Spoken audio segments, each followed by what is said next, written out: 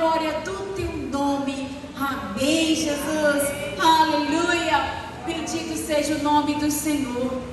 É uma alegria, queridos, estar aqui com vocês. É uma alegria cultuar o Senhor com vocês.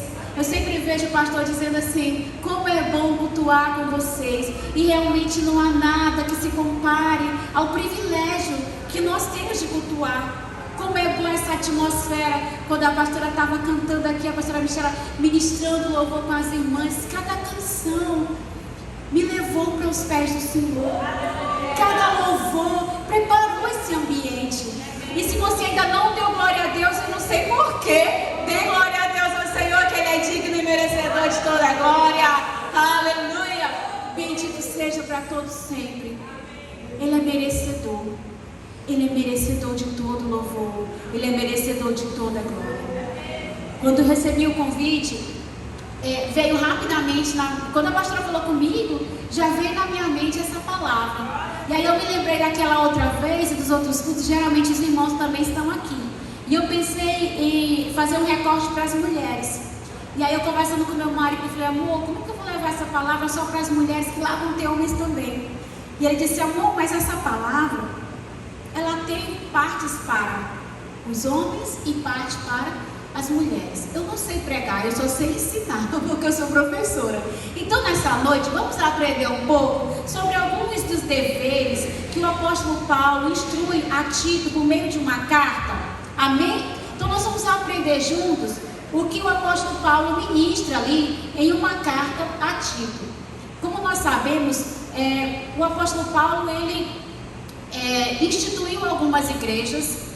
Outras ele frequentou, ensinou, mandou discípulos. E nós estamos aqui diante de uma carta que ele manda para um jovem chamado Tito, que é um obreiro que está ali em Creta, que é uma região. Creta era uma província muito próspera, muito grande, com muitas cidades. E que, de acordo com algumas leituras que eu fiz, o apóstolo Paulo não fundou a igreja lá cretense. Ele foi fundar, quando o apóstolo Paulo se converteu, já tinha a igreja, já era cuidada pelos apóstolos, e era uma igreja grande. Então ele estava preso e ele mandou essa carta aos irmãos da província de Creta, intitulada, direcionada a Tito. Nós vemos nas cartas que o apóstolo Paulo mandou, algumas que ele mandou para a igreja e outras que ele mandou para o obreiro responsável pela igreja. A exemplo, podemos citar Timóteo, que ele mandou uma carta, 2 cartas para Timóteo, assim como ele mandou uma carta para Tito. E eu acho interessante que quando ele manda uma carta para a igreja, ele manda para todas aquelas igrejas daquela localidade. A igreja em Corinto, a igreja em Tessalônica, a igreja em Colossenses. Então ele mandou cartas para lugares. Mas quando ele manda cartas específicas, que a gente vai chamar de cartas pastorais, é uma carta instruindo o pastor a ensinar a igreja. Então essa é uma carta muito específica. E aí eu fiquei pensando, no culto de quarta-feira, geralmente, e inclusive a pastora falou isso hoje, somos todos de casa. Então vamos imaginar que aquela carta que o apóstolo Paulo mandou para Tito era uma carta enviada para o pastor aqui, pastor Tiago, pastor Geraldo, aqui em Canetinhas. Aquela carta foi enviada para nós. Amém? E o que aquela carta tratava? O que ele queria dizer através daquela carta? Qual era o objetivo daquela carta? Bem, aquela carta tinha principalmente por objetivo apresentar para os irmãos a necessidade que eles tinham de promover a fé dos eleitos em Deus para que eles se desenvolvessem plenamente. Olha, eu acho interessante que essa não é uma carta de evangelismo. Essa é uma carta para consolidação de crente. Essa é uma carta para edificação do crente, para consolidar quem já é crente. Então essa é uma carta para nós. É uma carta para desenvolver plenamente o nosso conhecimento da verdade. Então, assim, vamos imaginar que você casou, que você disse sim no altar, mas aí você vai ter que aprender a conviver com seu marido. O sim foi só o primeiro momento. O que vem depois do sim é toda uma história, não é assim? Quando nós aceitamos Jesus, quando nós dizemos sim para Jesus, aquele é só um passo que vai ser seguido por muitos outros passos. Ah, mas eu aceitei Jesus. Sim, você passou pela porta, que é estreita, mas tem que continuar andando nesse caminho. E Jesus diz: eu sou o caminho. Não é assim que ele diz? Então, quando nós aceitamos Jesus, é por isso que a gente precisa vir para o templo. É por isso que a gente precisa ler a palavra. É por isso que a gente precisa ser instruído. Precisamos de uma autoridade sobre nós, que nos instrua, que nos ensine. É por isso que é importante vir para a escola bíblica. É por isso que é importante vir aqui com as irmãs do ciclo de oração. É por isso que é importante vir para o culto de ensino. Porque ouvireis a palavra, conhecereis a palavra, e a palavra vos libertará. Quantas pessoas disseram sim aqui na frente e nunca mais voltaram? Continuaram servos? Continuaram crentes? Continuaram firmes? Não, porque essa firmeza, ela só acontece quando ela é alimentada, quando ela é praticada. Imagine aqueles bichinhos da preguiça que nos vêm de vez em quando. Ah, não vou hoje não. No outro dia ele vai aumentar. Ah, eu não vou hoje não. E no outro dia, não vou hoje não. Daqui a pouco, 15 dias, um mês. Você precisa ouvir a palavra. Você precisa ser alimentado pela palavra. Você precisa ser consolidado na palavra. Amém? Então esse é um livro, essa é uma carta muito pequena, que só tem 3 capítulos. O primeiro capítulo, ele vai mostrar ali sobre uma lista de qualificações dos obreiros. Essa é uma lista muito parecida com aquela que a gente vê lá em 1 Timóteo, que ele faz aquela carta de instrução a Timóteo, lá no capítulo 3, que vai do verso 1 ao verso 7. Ele vai instruir como é que deve ser o ministro. Aí ele vai dizer quais são as características que o ministro não pode ter e quais são as características que o ministro tem que ter. Então essas características são conhecidas nossas. O que ele não pode, ele tem que ser? Ele tem que ser irrepreensível, marido de uma só mulher, que tenha filhos crentes, que não sejam filhos desobedientes, que seja um bom dispenseiro na casa do Senhor, que não seja arrogante, que não seja irascivo, que não seja violento e que não seja cobiçoso. Ele vai dizendo como é que tem que ser um obreiro. Aí você vai falar assim: ah, mas essa lista aí é só para os pastores. Essa lista é para todo obreiro. E todos nós somos obreiros na casa do Senhor. O que a gente precisa ter? Ser hospitaleiro, amigo do bem, sóbrio, justo, piedoso, que domine a si mesmo e que seja apegado à palavra fiel. Então essa lista, ela se aplica não só aos homens. Essa lista se aplica a todos nós como corpo de Cristo. Como corpo de Cristo, nós não podemos dizer assim: ah, eu vou ter um caráter repreensível, porque isso é só para obreiros. Ah, eu não vou ser uma esposa só de um marido, porque isso cabe só para os homens. Não, isso se aplica a todos nós. E aí ele diz que o obreiro que exerce que tem esse perfil, ele vai ser digno, ele vai ter poder para exortar por meio do ensino. E aí entra uma parte que eu acho muito pesada e muito necessária para nós professores, para nós ensinadores, para nós cristãos, porque todo cristão ensina. Até quando ele não fala, ele está ensinando. E aí eu pensei nessa palavra exatamente nessa perspectiva, sobre como nós influenciamos, mesmo quando nós não falamos, mesmo quando nós estamos calados, como nós influenciamos.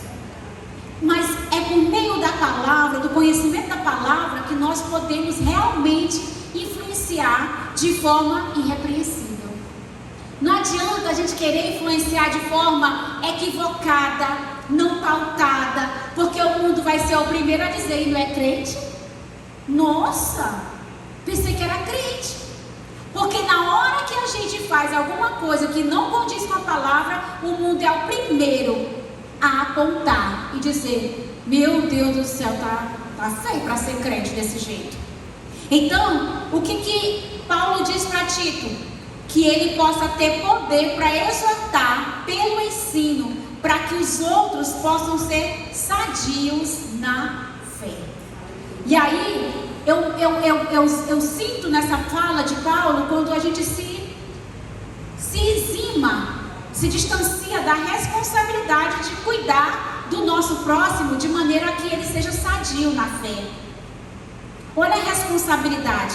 Se eu tenho perfil, eu vou contribuir para a saúde espiritual dos meus irmãos. Como irmã, se eu tenho perfil de ser hospitaleiro, amigo do bem, uma pessoa justa, uma pessoa piedosa, quem está ao meu lado vai ser alcançado por essa característica e vai ser saudável. Agora, seja uma pessoa irasciva, arrogante, brutal, violento, quem é que vai se sentir bem ao seu lado? Quem é que vai estar espiritualmente santo ao lado de uma pessoa que só fala coisas ruins, que é agressivo, que só vê o lado ruim, que só aponta o que é negativo? Isso nos faz pensar que muitas vezes o que está no nosso ambiente é contaminado pela forma como eu sou. Que reflexo há em mim, no meu espírito, em comunhão com o Senhor, tem refletido à minha volta?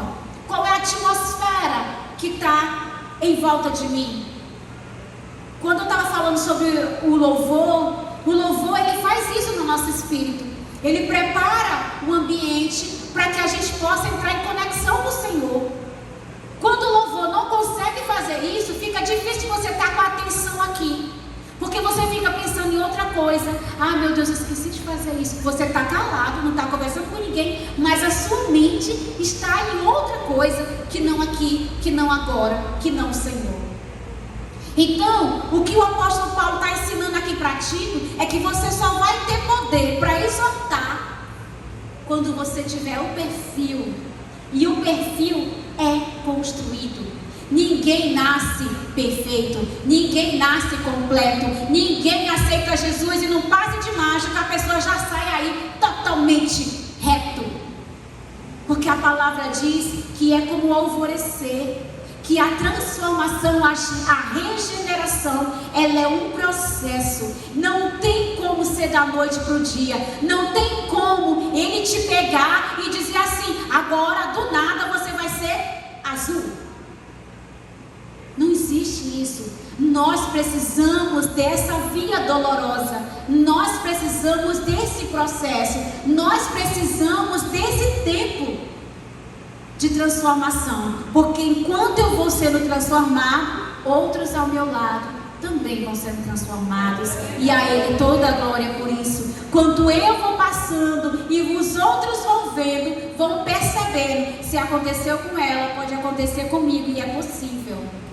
Aí a pessoa diz assim, agora tu é santo. Agora tu é santo. Não, mas estou em processo de santificação. Eu não sou, mas estou em processo de santificação. Então, no capítulo 2, o apóstolo Paulo orienta sobre os deveres dos crentes. Esta é uma carta que tem por objetivo instruir e exortar os irmãos da igreja em Creta. Então ele está com o propósito de instruir os irmãos, de ensinar os irmãos.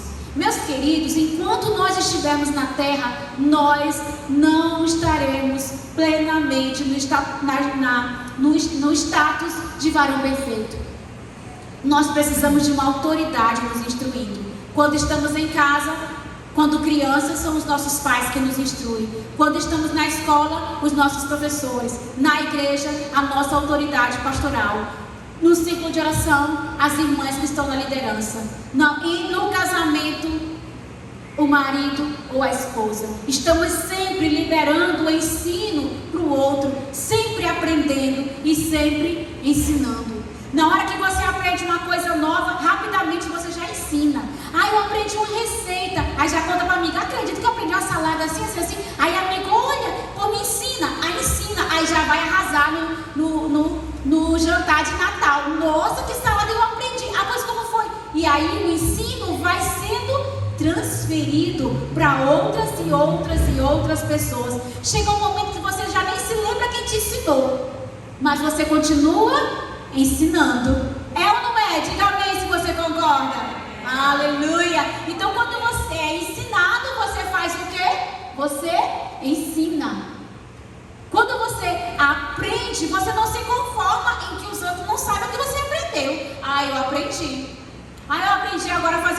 fechado, todo mundo vai ver. Ah, é porque eu aprendi. E aí você faz o quê? Você ensina. É da mesma forma como Jesus disse aos discípulos: ide, fazer discípulos. O que significa fazer discípulos, irmãos? Ensinar. Porque é a forma de que o Evangelho vai expandindo, é ensinando. E aí a gente vai ver que o objetivo é instruir os irmãos da igreja naquela região de Creta, para que os irmãos aprendessem a ter uma vida que correspondesse com as Escrituras. E aí é onde eu estava falando agora há pouco, o mundo nos compara com o que eu sou hoje e o que eu fui ontem. E ele vai ver. Vocês sabiam que muita gente nunca leu a Bíblia, mas sabe o que está lá na Bíblia? E sabe quando a gente faz algo que não está na Bíblia? Eles não conhecem a Bíblia, não lê, não sabe qual é o versículo, mas na hora que a gente pisa fora, ele diz: isso aí não está na Bíblia não.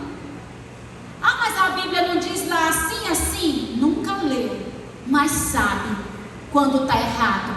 É ou não é, queridos? As pessoas sabem quando está errado. Então, ele diz que nós precisamos andar conforme as Escrituras. E para a gente andar conforme as Escrituras, eu tenho que conhecer as Escrituras e eu tenho que ser ensinado nas Escrituras. Eu sei que já deve ter acontecido com alguns de vocês, de você ler um texto 2, 3, 4 vezes sozinho, e aí quando chega aqui na igreja que alguém ministra sobre o texto, parece que o texto faz assim: uau, rapaz, era isso, e eu li. Aí você vai ler de novo, aí você faz assim: nossa Senhor, que coisa incrível. Eu me lembro que eu lia João 3,16 muitas vezes.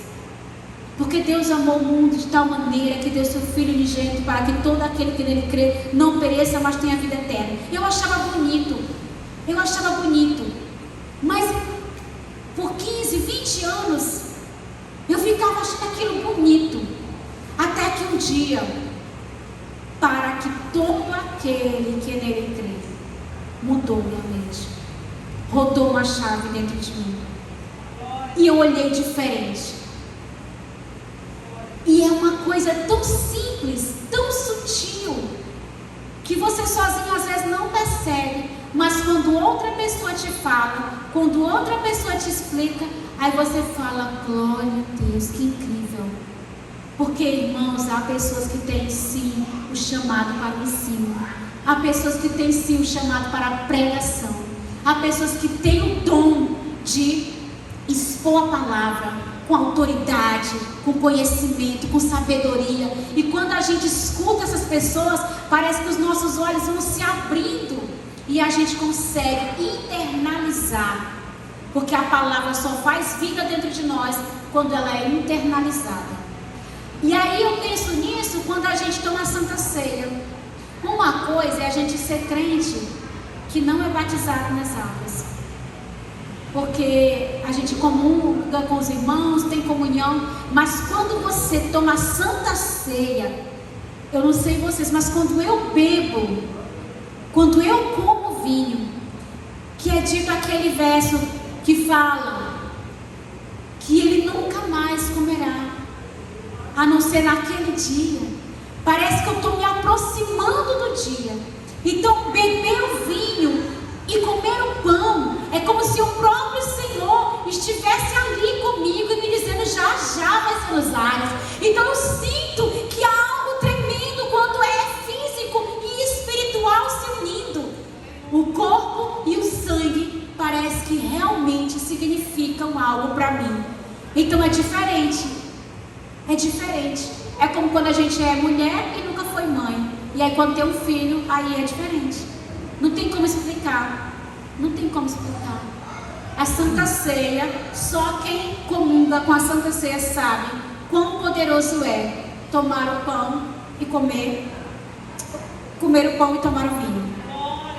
Então ele orienta na carta 5 grupos de pessoas. Além dos ministros, ele orienta os idosos, os homens idosos, as mulheres idosas, as jovens recém-casadas, os moços e os servos. É uma carta tão pequena que a gente lê rapidinho, mas ela deve ser lida devagar para ser entendida. E aí ele pede no capítulo 2 e no verso 5 que as mulheres idosas sejam mestras do bem, que instruam as mais jovens. E é sobre isso que a gente quer falar, sobre esse momento em que nós estamos hoje, mulheres, aqui no círculo de oração, quem nós somos, de onde nós viemos, quem são as mulheres que são diretamente alcançadas por nós, na nossa casa, no nosso trabalho, na rua, no banco. Quem são as mulheres com as quais nós nos relacionamos? Aí você fala assim, mas está dizendo no texto idosa. Não, todas nós, em um dado momento, nós instruímos alguém, nós ensinamos alguém. Outro dia eu vi uma irmã falando assim, que a menina dela mais nova estava replicando a mais velha e fazendo coisas que não devia. E aí, ao invés de ela brigar com a pequena, ela foi brigar com a mais velha. E ela foi repreender a mais velha. E a mais velha, mas por que a senhora está falando comigo? Não foi eu que fiz. Ela disse, mas ela está te copiando. Ela está te copiando. Ela tem você como referencial dentro de casa. E todos nós sabemos como é real aquele efeito de espelhamento. Vocês já ouviram falar no efeito de espelhamento? Espelhamento é quando você olha para outra pessoa e começa a se espelhar nele. Então hoje nas redes sociais, que é um ambiente muito visitado pelas pessoas, hoje as pessoas vivem no mundo real, do mesmo jeito que vivem no mundo virtual, com amigos, com parentes, com tudo, da mesma forma como vivem no mundo real, e aí eles começam a se espelhar em pessoas que ele vê lá no ambiente virtual. Isso acontece com a gente quando estava criança, as meninas se espelhando nas mães, os filhos se espelhando nos pais. Nós fazemos isso. Mas você não precisa dizer, agora eu estou fazendo aqui para você me copiar. Menino, presta atenção que eu estou fazendo. Não, nem sempre. Nem sempre você precisa dizer, eu estou te ensinando, não. Muitas vezes solta uma palavra, solta uma reação, solta um tipo de comportamento que daqui a pouco o filho vai estar fazendo. E aí eis a questão. Quando o apóstolo diz que as mulheres idosas, que os homens idosos, porque no verso 1, ele diz assim, no verso 2, quanto aos homens idosos, que sejam temperantes, respeitáveis, sensatos, sadios na fé, no amor e na constância. Ele começa primeiro falando com os homens. E por que os velhos e não os jovens?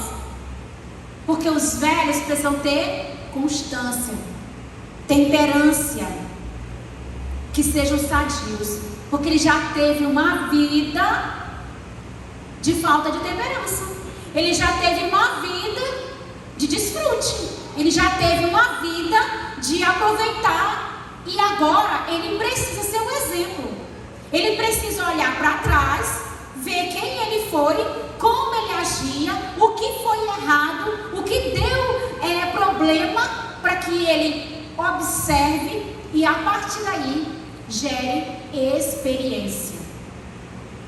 Experiência. A experiência não tem a ver com a quantidade de anos que eu tenho. A experiência tem a ver com a forma como eu lido com as coisas com as quais eu me relacionei, com as coisas que eu fiz. Tem pessoas que não tiram experiência boa de nada. Bate a cabeça na parede, daqui a pouco está batendo de novo. Tirou a experiência?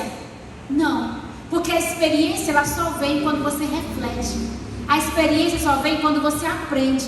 A experiência só vem quando você diz, rapaz, eu posso lhe dizer, porque eu passei por isso e eu nunca mais vou passar. E eu estou te dizendo para que você não passe e não cometa o mesmo erro. Existem pessoas que são idosas, mulheres e homens, que não tiraram boas experiências. Ele pode servir como exemplo?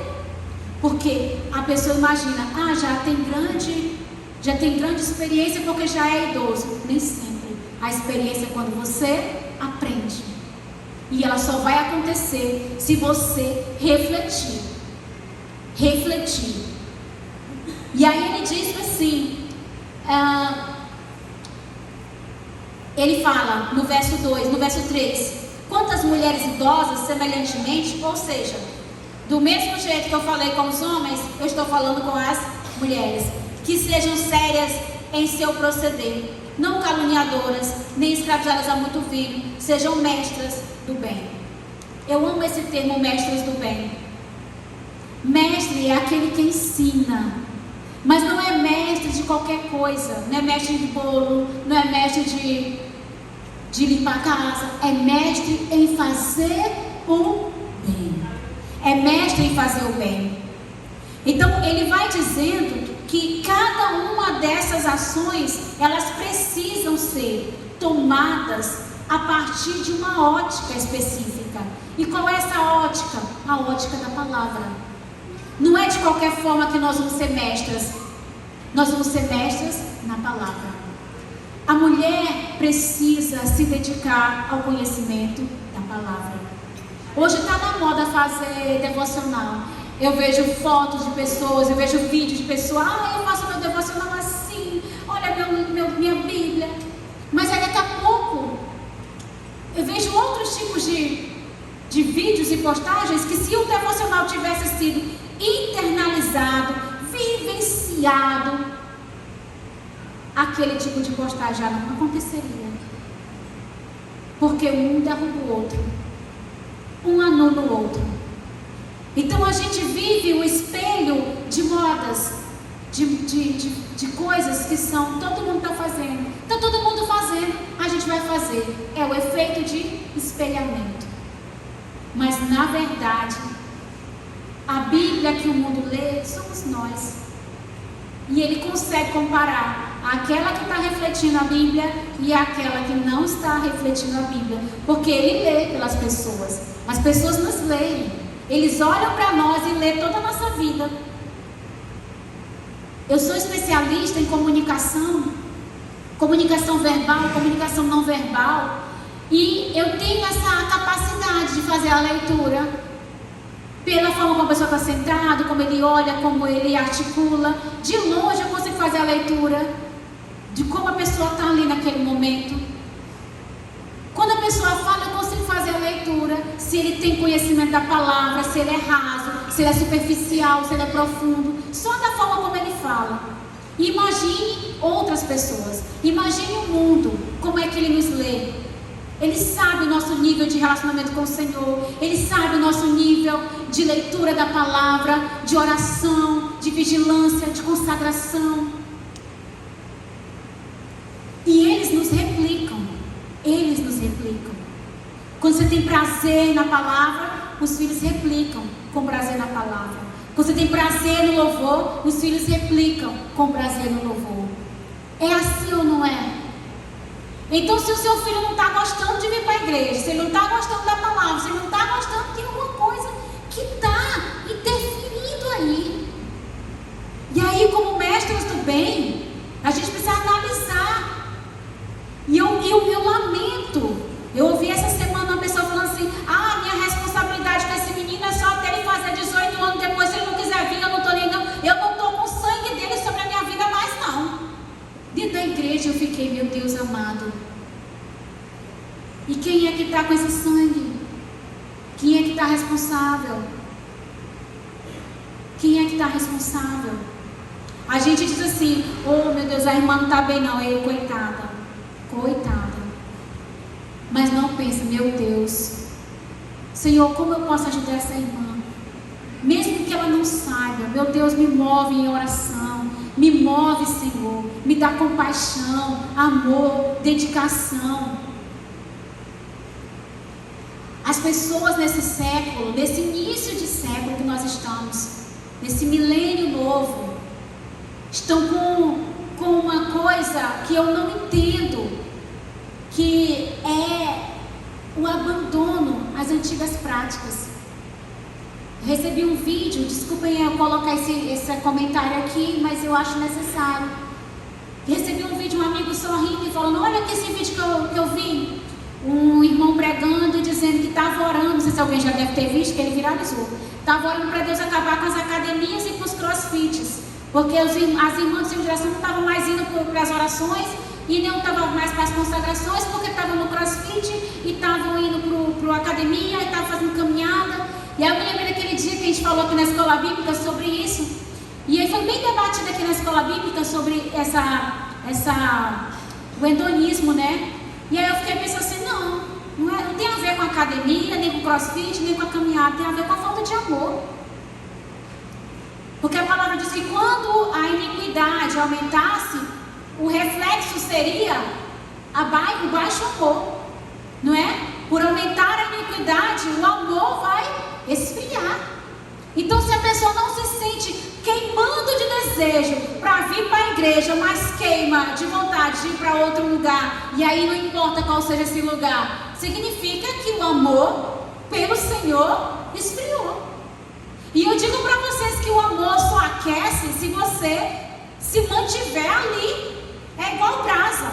Brasa, se você separa as brasas, ela pode estar queimando. Mas se você separa, é questão de minutos para ela apagar. A brasa precisa de outras brasas para se manter quente, para se manter acesa. Então o crente que não congrega, o crente que não está envolvido, o crente que não se junta, que não se alinha, a tendência do amor dele é o quê? É esfriar. É esfriar. E aí eu continuo repetindo que quando nós aceitamos Jesus, nós só entramos pela porta. Esse foi só um passo. E nós precisamos continuar. Lá em Atos, no capítulo 16, do verso 30 ao 31, e em Romanos 10 e 9, o apóstolo Paulo diz assim, se você confessar com a sua boca que Jesus é o Senhor e crer em seu coração que Deus o ressuscitou dentre os mortos, será salvo. Então você confessa com a sua boca, mas o seu corpo precisa estar aqui, envolvido. E ele fala em Romanos, no capítulo 12, que você precisa prestar um culto racional. E que esse culto precisa ser de algo inteligível, não alienado, não falso, não para aparecer, mas como um sacrifício que queima diante do Senhor. E o que é um sacrifício? O sacrifício é você saber que mesmo cansado de um dia de trabalho, mesmo cansado com pessoas doentes ou com escassez, faltando alguma coisa na sua casa, ainda assim você tem motivo para glorificar o nome do Senhor. Nada pode tirar de você o desejo de estar na casa do Senhor, com os irmãos, cultuando o nome dEle. Aleluia! Então, meus queridos, nós já somos salvos. Nós somos salvos. Contudo, nós precisamos desejar, almejar que o fogo não se apague nesse altar. O altar somos nós. O fogo tem que queimar em mim e em você. Então o desejo da glória, de bendizer, de levantar as mãos santas no tabernáculo, tem que ser meu. E se ele não está acontecendo, eu preciso dizer: Senhor, por favor, alegra meu coração. Porque a palavra do Senhor diz que a alegria do Senhor é a nossa força. A gente fica com comiseração, com tristeza, pedindo, e a gente não pede a alegria do Senhor. A gente pede por tudo. A gente pede: Senhor, me ajuda. Senhor, eu não estou com força, mas não diz: Senhor, me alegra. Eu quero te bendizer. Quando a gente estuda o livro de Êxodo, lá em Êxodo nós temos um capítulo destinado à festa que o crente deve fazer regularmente para o Senhor, celebrar, cantar. Ele dizia: você vai trabalhar 6 dias, no 7º dia você vai descansar e vai celebrar. Você vai trabalhar 6 anos, no 7º ano, 7 anos você vai parar o trabalho e você vai festejar a colheita que você teve. A gente não tem tempo para celebrar, a gente não tem tempo para glorificar, porque a gente só fica chorando, pedindo. Mas a gente não para e olha para trás e vê tudo que Ele deu. E não se alegra e não pula de alegria, porque a gente diz assim: eu estou doente, fulano está doente, está faltando isso. A gente só olha para o que não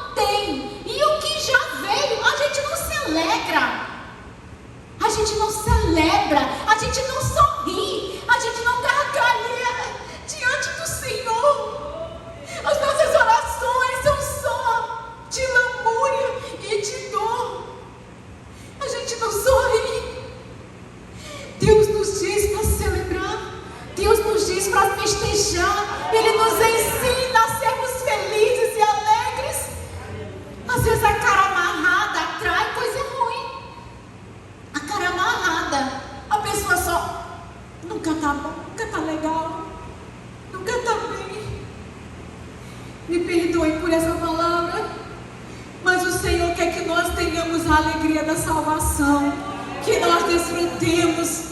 E se nós vivemos de alegria, aqueles que estão ao nosso lado vão ser contagiados. Tudo que nós fazemos vai impactar pessoas. Tudo que nós somos impacta pessoas. Tudo que nós vivemos impacta pessoas. Mas há uma questão: qual é o tipo de impacto? Porque sempre haverá. É positivo ou é negativo? Como você está impactando? Como é bom estar perto de uma pessoa que é de sol, de alegria. A gente sempre fala: eita, aquela irmã tem tanto motivo para chorar, mas está sorrindo, está cuidando, está servindo. E pode ver, a maioria das pessoas em depressão, ela não serve ninguém, ela não se importa com ninguém, ela não se ocupa com ninguém, porque ela está só com ela. Aí diz: porque minha dor é muito grande. Todo mundo tem uma dor, todo mundo tem uma necessidade. Se eu fosse perguntar quem está passando por uma luta aí, com certeza não ia ficar uma mão que não estaria levantada, porque a luta é para nós. Mas o Senhor diz: no mundo tereis aflições, mas tem de bom ânimo, eu venci o mundo. E se nós olhamos para Jesus, o autor e consumador da nossa fé, se nós olhamos para Ele, eu vou dizer para vocês, Ele troca o nosso fardo pesado pelo dele, que é leve e suave. Aleluia! Então nessa noite nós vemos que as mulheres e os homens precisam se entender como responsáveis por ensinar a geração mais jovem. Quem vão ser aqueles que vão levar o nosso legado? Que legado é esse? De murmuradoras, de caluniadoras, de não hospitaleiras? É isso que nós vamos deixar? Não. O que nós vamos deixar é de mulheres e homens sábios, de pessoas equilibradas, de pessoas com experiência, de pessoas que viveram o processo, que viveram no Senhor e que deixaram filhos e netos para levar esse legado para gerações futuras. E se o Senhor voltar agora, eles vão subir junto com a gente. Amém? Eu louvo a Deus por essa oportunidade. Deus abençoe.